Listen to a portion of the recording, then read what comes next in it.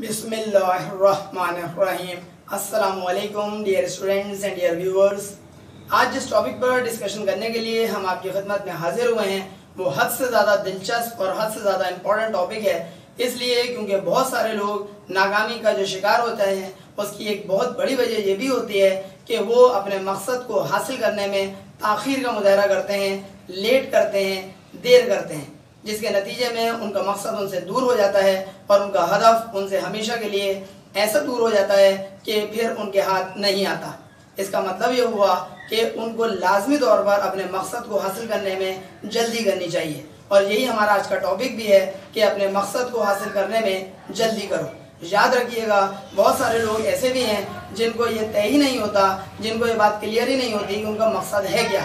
लिहाजा सबसे पहला और बुनियादी काम तो ये होना चाहिए कि हमें हमारा मकसद वाज़े होना चाहिए। जितना ज़्यादा वाज़े और जितना ज़्यादा क्लियर आपको आपका मकसद होगा, उतना ही ज़्यादा आप बेहतर तौर पर अपने मकसद को हासिल करने की तवज्जो और कोशिश और जुस्तजू कर सकते हैं।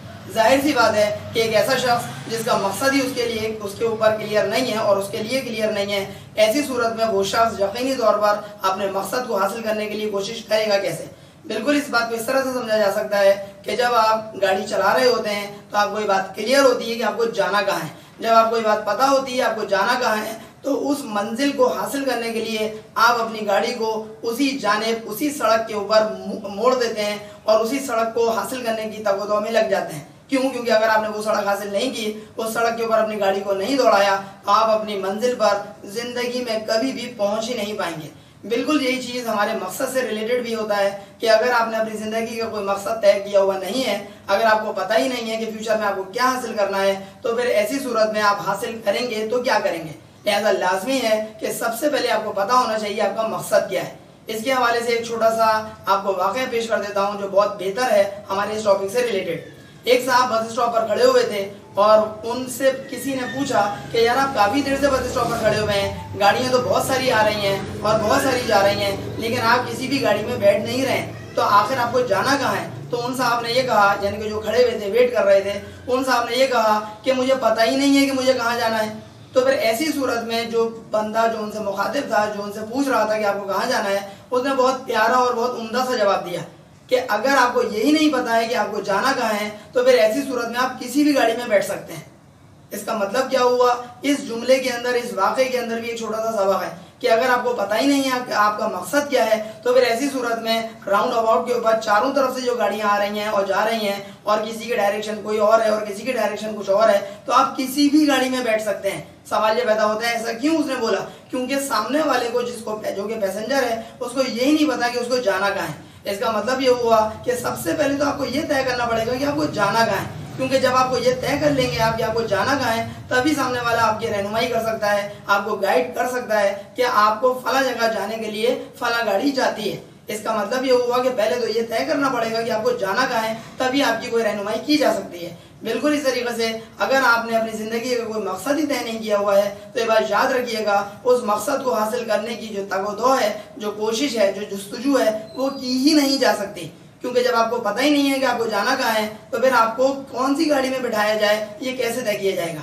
यहाँ पर इसी हवाले से हम एक बहुत ज़बरदस्त एक कोड लेकर आए हैं आपकी खिदमत में, और वो कोड जो है वो गुरबख्श चहल का है, जो कि एक इंडियन अमेरिकन इंटरनेट से रिलेटेड एंटरप्रेन्योर है, और ये सिर्फ और सिर्फ 16 बरस की उम्र में इन्होंने अपना पहला इंटरनेट से रिलेटेड एक ऑर्गेनाइजेशन जो है वजूद में लेकर आए थे, और सिर्फ 2 बरस के बाद एक बहुत ज़बरदस्त कामयाबी हासिल करते हुए ये मिलीनियर बन गए थे, और कई एक इंटरनेट से रिलेटेड इन्होंने जो है वो ऑर्गेनाइजेशन जो है वजूद में लेकर आए।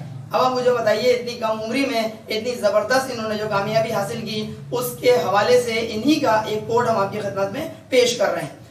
गुरबख्श चहल क्या फरमा रहे हैं? कहते हैं, if you genuinely want something don't wait for it, teach yourself to be impatient.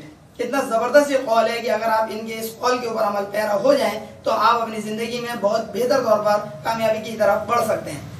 Gurbaksh चहल कहते हैं, if you genuinely want something, अगर आप वाकई में हकीकतन कोई चीज़ हासिल करना चाहते हैं, डोंट वेट फॉर इट, इसका इंतज़ार ना करें, इसके लिए वेट ना करें कि वो चीज़ हासिल कर लेंगे। गुरबख्श कह रहे हैं कि उसको आप हासिल करने की तरफ तवज्जो करना शुरू कर दें और उसके लिए ज़बरदस्त तरीके से कोशिश करना शुरू कर दें। इसकी रीजन क्या है? इसलिए क्योंकि आप उसको वाकई में हासिल करना चाह रहे हैं। अगर तो आप हासिल ही नहीं करना चाह रहे हैं तो सुस्ती का मुजाहरा करते रहिए, लेकिन अगर वाकई में हासिल करना चाह रहे हैं तो गुरबख्श चाहल के मुताबिक डोंट वेट फॉर इट, इसके लिए बिल्कुल इंतजार ना करो। आगे क्या कहते हैं? टीच योर सेल्फ, अपने आप को पढ़ाओ, अपने आप को सिखाओ, अपने आप को समझाओ। क्या समझाओ? टू बी इम्पेशेंट, कि आपको इस हवाले से इम्पेशेंट बनना पड़ेगा। वैसे जिंदगी के अंदर पेशेंट बनने के हवाले से बहुत ज्यादा आपको तलकीन की जाती है। पेशेंट यानी कि सब्र करना, पेशेंट साबिर को कहते हैं और पेशेंस सब्र को कहते हैं। तो बहुत ज्यादा कहा जाता है कि सब्र करना चाहिए, बहुत अच्छी बात है, लेकिन बाज मौक़ों पर और बाज कामों के हवाले से सब्र नहीं करने के बारे में कहा गया है। मिसाल के तौर पर नमाज पढ़ने के हवाले से कहा गया है कि जैसे ही नमाज का टाइम हो जाए फौरन नमाज पढ़ो, यानी कि नमाज पढ़ने में जल्दी करो। इसका मतलब वहां पे आपको सब्र नहीं करना है। अगर कोई बंदा मर गया है तो उसको दफनाने के हवाले से क्या कहा गया है?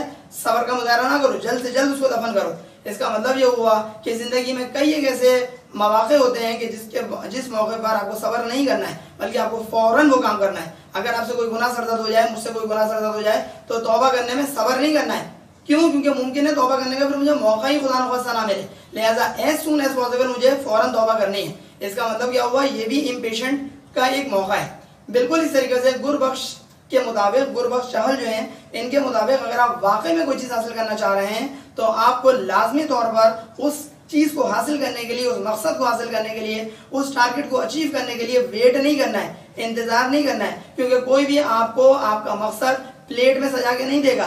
आपको वो प्लेट हासिल करने के लिए तगदो करनी पड़ेगी, और तगदो करने के लिए आपको वेट नहीं करना पड़ेगा, बल्कि मेहनत करनी पड़ेगी, जुस्तजू करनी पड़ेगी, कोशिश करनी पड़ेगी, अपना पसीना बहाना पड़ेगा, अपना टारगेट अचीव करने के लिए तन मन धन की बाजी लगानी पड़ेगी, तब कहीं जाके वो टारगेट आपको अचीव होगा। कहते हैं मिडनाइट ऑयल जो है वो आपको जलाना पड़ेगा। इसका मतलब क्या हुआ कि रातों को आपको जागना पड़ेगा, सुबह में आपको जल्दी उठना पड़ेगा, अपने जिसको आपको पूरी कोशिश, पूरी जस्तुजू के साथ, पूरी जद्दोजहद के साथ आपको वो चीज हासिल करने के लिए तगदो करनी पड़ेगी। और अगला हिस्सा क्या है? टीच योरसेल्फ, अपने आप को टीच करना। यकीन करें बहुत मुश्किल काम होता है। दूसरों को टीच करना बहुत आसान है, क्योंकि आप दूसरे के सामने बैठे, उसको पढ़ाना शुरू कर दिया आपने, लेकिन अपने आप को समझाना, यकीन करें दुनिया के मुश्किल तरीन कामों में से एक काम है। कहते हैं टीच योरसेल्फ, अपने आप को पढ़ाओ। टू बी इम्पेशेंट, कि आपको इम्पेशेंट बनना पड़ेगा। इम्पेशेंट का मतलब होता है कि आपको सब्र नहीं करना है, क्योंकि अगर आप इस मौके पर सब्र करेंगे तो आपका टारगेट कहीं आपसे दूर ना चला जाए।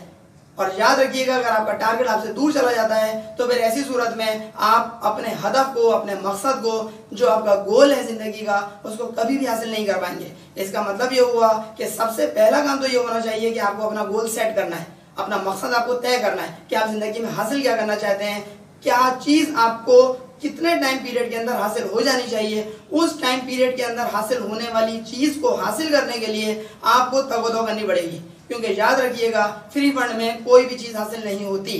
और जिन लोगों को, बाद लोग कहते हैं कि सर फ्री फंड में हासिल भी हो जाती है फला फला चीजें, तो जो हासिल हो जाती है, याद रखिएगा वो कभी देरपा नहीं होती। देरपा का मतलब होता है लॉन्ग टर्म बेसिस के ऊपर वो चीज आपके पास रहेगी नहीं, बहुत जल्द आपसे छिन जाएगी।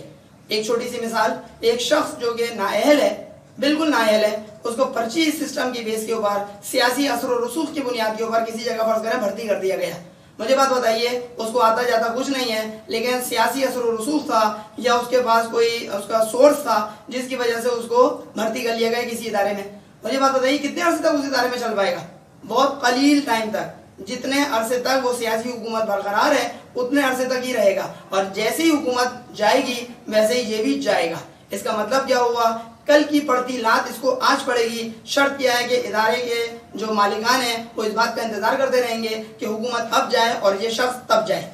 इसका मतलब क्या हुआ? डिपेंड करता है कि आपके अंदर सलाहियतें क्या है। फर्ज करें मामला उलट है, अगर आपके अंदर भरपूर सलाहियतें हैं तो इदारा कभी भी नहीं चाहेगा कि आपको अपने इदारे से रुखसत करे, बल्कि वो हमेशा ये चाहेगा कि आप इदारे के साथ मुंसलिक रहें, क्योंकि आपके इदारे के साथ मुंसलिक रहने की सूरत में इदारा आपकी जात से भरपूर फायदा उठा रहा है। जबकि वो शख्स जो कि पर्ची की बेस के ऊपर गया था, सिफारिश की बेस पर गया था, उसको लात मारना क्यों जरूरी होगा इदारे के लिए?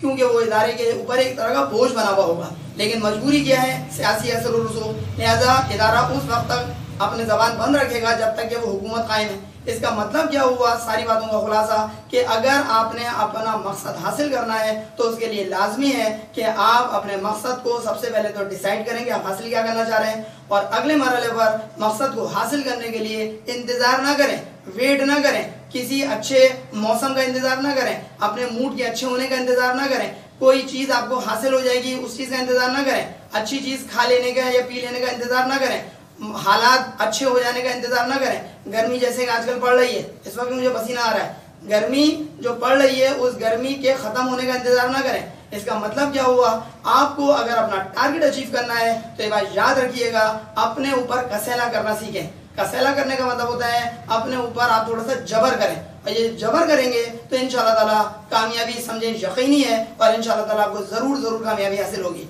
शर्त क्या है कि आपका टारगेट आपकी नजरों के सामने होना चाहिए, और उस टारगेट को अचीव करने के लिए, हासिल करने के लिए इंतजार का अलिफ भी ना करें, और अपने आप को अलिफ की तरह सीधा कर लें और मेहनत करें। उम्मीद है आपको हमारी ये बात पसंद आएगी। अगर पसंद आए तो अपने जितने भी आपके सोशल मीडिया के अंदर या सोशल नेटवर्क के अंदर जितने भी आपके ताल्लुकात हों, जितने भी आपके दोस्त अहबाब हों, उन सबको शेयर करें ताकि मैक्सिमम लोगों को इस वीडियो से फ़ायदा हासिल हो सके। अगली वीडियो लेक्चर तक के लिए अपने टीचर सर अली अहमद को इजाज़त दीजिए। अपना बहुत ख्याल रखिएगा, और कमेंट बॉक्स में हमें बताना नहीं भूलिएगा कि अपने मकसद को हासिल करने के लिए आप कितनी जल्दी कर रहे हैं। अपना बहुत ख्याल रखिएगा। अस्सलामु अलैकुम।